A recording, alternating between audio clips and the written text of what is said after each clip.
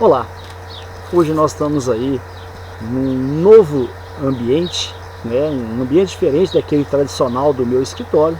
Estamos aí com até alunos participando desse nosso estudo. Estou aí no sítio de um amigo. E vamos continuar o estudo que nós estamos aí na 16ª aula. Estamos quase encerrando o estudo completo sobre a Lei 8.112 de 1990. Aquela observação, aquela chamada que eu faço em todos os vídeos, eu gostaria de ratificá-las. Primeiro, confiança. Segundo, disciplina. E terceiro, estude muito, muito mesmo. Esgotar a Lei 8.112 significa estar preparado para qualquer concurso público que exija esta lei. E eu sei que em todos os concursos públicos da rede federal, exige-se a Lei 8.112. E da rede estadual e municipal, exige-se leis que, na verdade, têm por parâmetro a Lei 8.112 de 1990. Então, muita atenção, muita disciplina. A questão de número 190, nós já fizemos no último vídeo. Questão 191. Nos casos em que o deslocamento da sede constitui exigência permanente do cargo, o servidor não fará jus à diária. Meus caros, o que diz o artigo 53 da Lei 8.112? A ajuda de custo destina-se a compensar as despesas de instalação do servidor que, no interesse do serviço, passar a ter exercício em nova sede. Com mudança de domicílio em caráter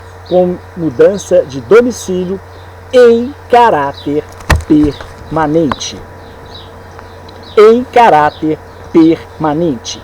Vedado o duplo pagamento de indenização a qualquer tempo.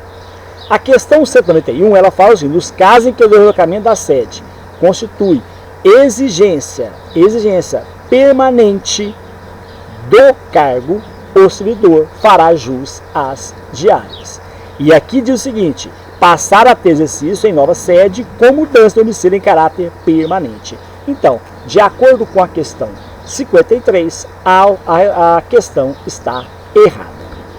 Questão 192. A indenização de transporte, por ser paga em pecúnia, sofre a incidência de imposto de renda e contribuição previdenciária. Essa questão está errada, conforme dispõe o artigo 60 da Lei 8.112 de 1990. Mônica tem 25 anos de idade. Está grávida e foi recém-nomeada para o cargo de analista judiciário do TRE de Alagoas. Com relação a essa situação hipotética, julgue os itens a seguir. Questão 193. Mônica terá direito a aposentar-se com proventos integrais quando completar 50 anos de idade. Errado, caros colegas. Errado. O que dispõe o artigo 186 não é isso. Acompanhe comigo. O artigo 136 diz o seguinte: o servidor será aposentado por invalidez permanente, sendo os proventos integrais quando decorrente de acidente em serviço, moléstia profissional ou doença grave, contagiosa ou incurável, especificada em lei e proporcionais nos demais casos. Compulsoriamente, aos 70 anos de idade. Compulsoriamente significa obrigatoriamente aos 70 anos de idade. Com proventos proporcionais ao tempo de serviço. Agora, voluntariamente, aos 35 anos de idade, se homem, e aos 30 anos de idade, se mulher, com proventos integrais. aos 30 anos de efetivo exercício em funções de magistério e professor, e 25 anos se professora, com proventos integrais. Só que Mônica foi nomeada para o cargo de analista judiciário e não de professora. Então, neste caso, para Mônica aposentar-se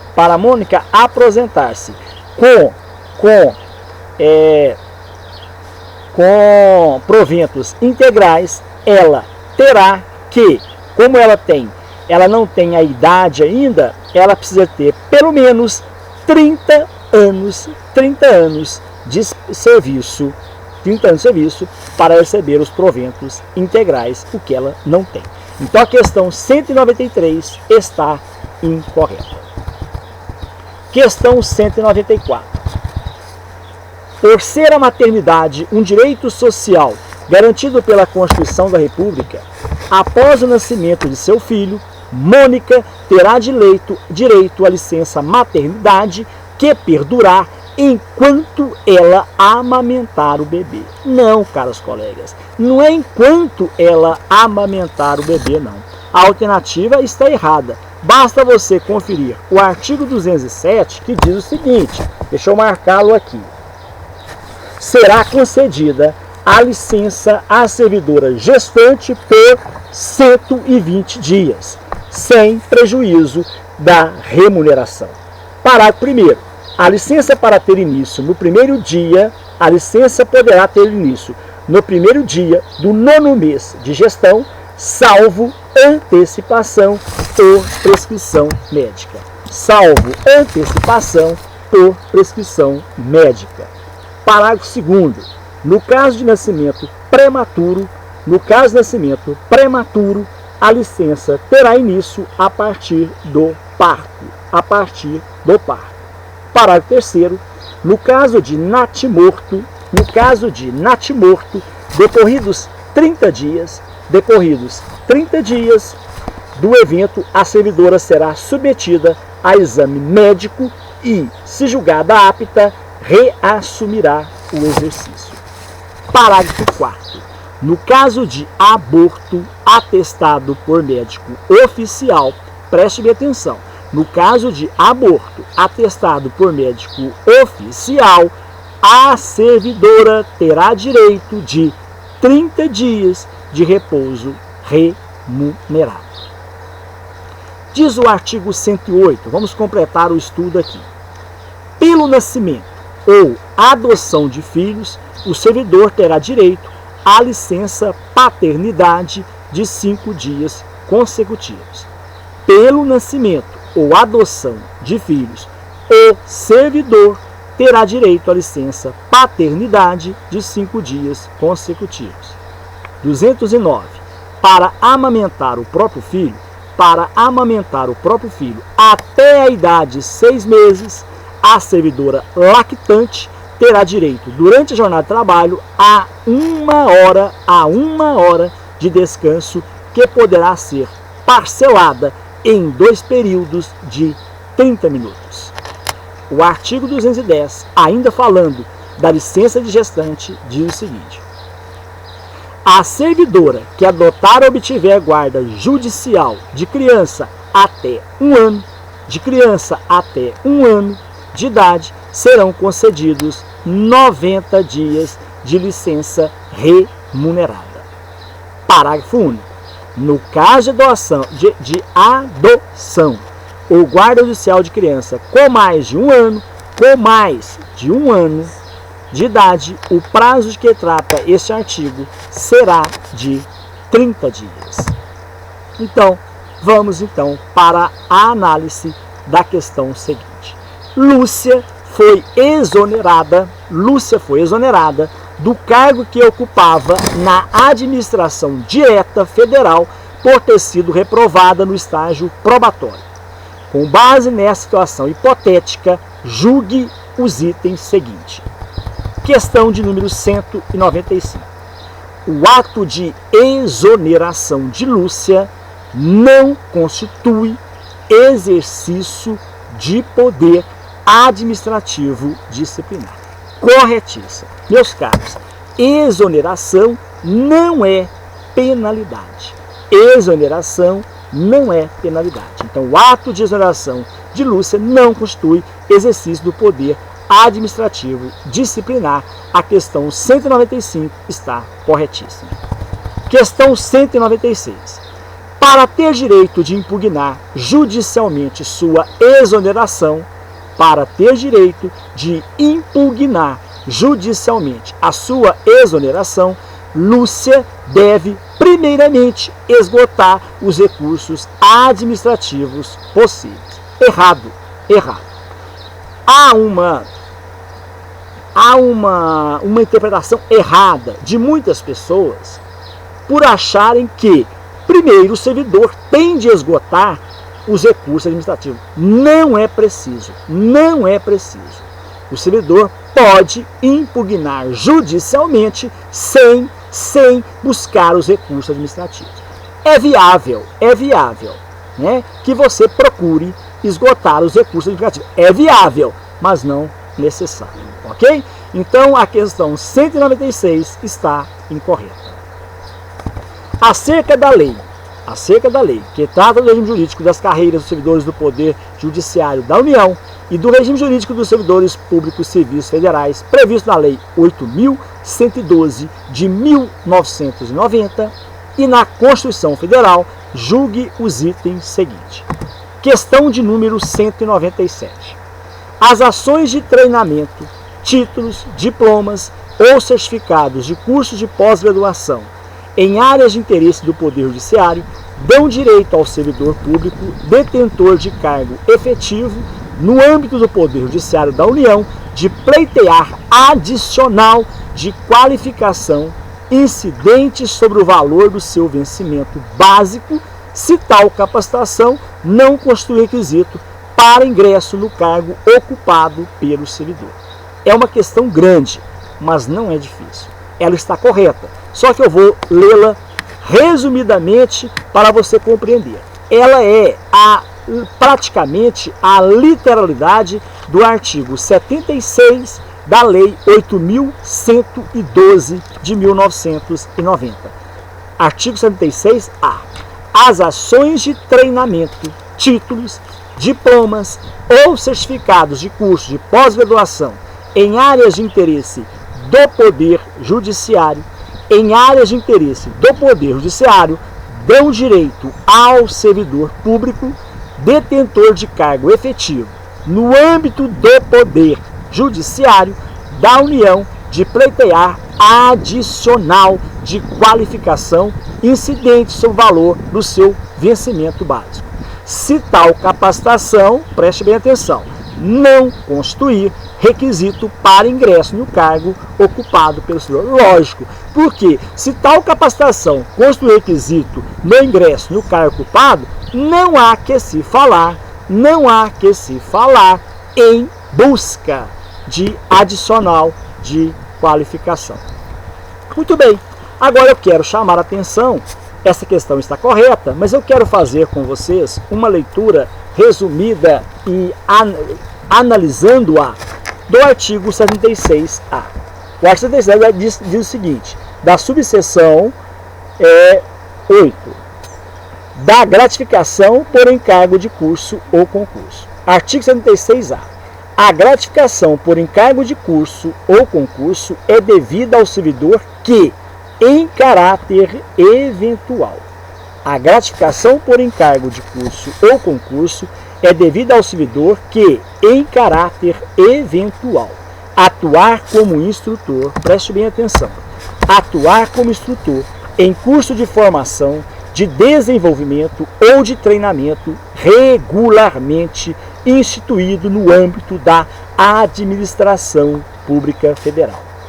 2.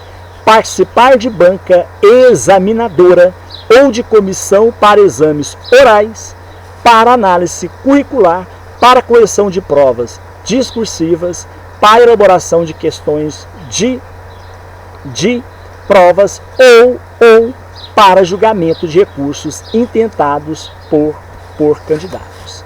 Tudo isso dá direito à gratificação por encargo de curso ou concurso e é devida ao servidor. 3. Participar de logística de preparação e de realização de concurso público, envolvendo atividades de planejamento, coordenação, supervisão, execução e avaliação de resultado, quando tais atividades, preste atenção, não estiverem incluídas entre as suas atribuições permanentes. Porque, se estiver incluída entre as atribuições permanentes, não há que se falar em gratificação. O inciso 4. Participar de aplicação, fiscalizar ou avaliar provas de exame vestibular ou de concurso público ou supervisionar essas atividades. Agora diz o parágrafo 1º do artigo 76A. Os critérios de concessão e os limites da gratificação de que trata este artigo serão fixados em regulamento, observados os seguintes parâmetros. Inciso 1. O valor da gratificação será calculado em horas. O valor da gratificação será calculado em horas, observada a natureza e a complexidade da atividade exercida. Inciso 2. A retribuição não poderá ser superior a 120 horas. A retribuição não poderá ser superior a 120 horas anuais, ressalvada a situação de excepcionalidade, situações excepcionais, devidamente justificada e previamente aprovada pela autoridade máxima do órgão ou entidade, que poderá autorizar o acréscimo de 120 horas de trabalhos anuais. O inciso 3, do artigo 76A. O valor máximo da hora trabalhada corresponderá aos seguintes percentuais, incidentes sobre o maior vencimento básico da administração pública. A. 2,2 inteiros, 2 inteiros e 0,2% em se tratando de atividade prevista no inciso 1 e 2. 1,2, 1 inteiros e 0,2% em se tratando de atividade prevista nos incisos 3 e 4. Preste bem atenção no que fala o parágrafo 2º. A gratificação por encargo ou concurso somente será paga às atividades referidas nos incisos do caput deste artigo, forem exercidas sem prejuízo das atribuições do cargo de que o servidor foi titular, devendo ser objeto de compensação de carga horária quando desempenhada durante a jornada de trabalho, na forma do parágrafo 4º do artigo 98. Aí vem o parágrafo 3º, muito importante. A gratificação por encargo de curso ou concurso não se incorpora ao vencimento ou salário do servidor. Preste atenção, caros colegas. Para qualquer efeito e não poderá ser utilizada como base de cálculo para outras vantagens, inclusive para fins de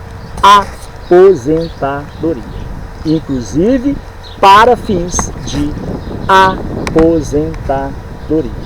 Ok? Meus caros, o artigo, eu não vou estudar ele agora. Vamos avançar, vamos para a questão de número 191. A promoção é a movimentação do servidor do último padrão de uma classe para o primeiro padrão da classe seguinte, observado o interstício de uma em relação à progressão funcional imediatamente anterior, dependendo cumulativamente do resultado de avaliação formal de desempenho e da participação em curso de aperfeiçoamento. Corretíssimo, esse é o conceito de promoção. A questão 198 está correta. Relativamente à estabilidade, no serviço público, julgue os itens. Questão 199. O servidor público estável poderá perder o cargo mediante processo administrativo. Correto. poderá perder o cargo mediante processo administrativo e judicial transitado em julgado. A questão 199 está correta. Questão 200. O servidor público adquire estabilidade em 2 anos de efetivo exercício. Errada. O artigo de número 21 nos fala que o servidor público adquire a estabilidade com 3 anos de efetivo exercício. Artigo 21. O servidor habilitado em concurso público e empossado em cargo de provimento efetivo adquirirá estabilidade no serviço público ao completar 3 anos de efetivo exercício. Artigo 201. O servidor público estável está sujeito à perda de cargo em virtude de sentença judicial publicada em jornal oficial. Falso. Em virtude de sentença judicial transitada em julgado. É o que nos diz o artigo 22 da Lei 8.112. Acompanhe comigo. O servidor estável só perderá o cargo em virtude de sentença judicial transitada em julgado. Ou de processo administrativo disciplinar no qual lhe seja assegurada a ampla defesa. Nós vamos terminar esse vídeo e no próximo nós iniciaremos com a questão de número 201. Estamos quase encerrando o nosso curso estudando a Lei 8.112 de 1990 para todos os concursos públicos que constam essa lei no edital. Eu agradeço a você, um grande abraço e compartilhe, divulgue esses cursos pelo Face, pelo Twitter ou pelo banco de e-mails que vocês possuem. Um grande abraço, que Deus nos abençoe. Até o próximo vídeo, se Deus quiser e Ele quer.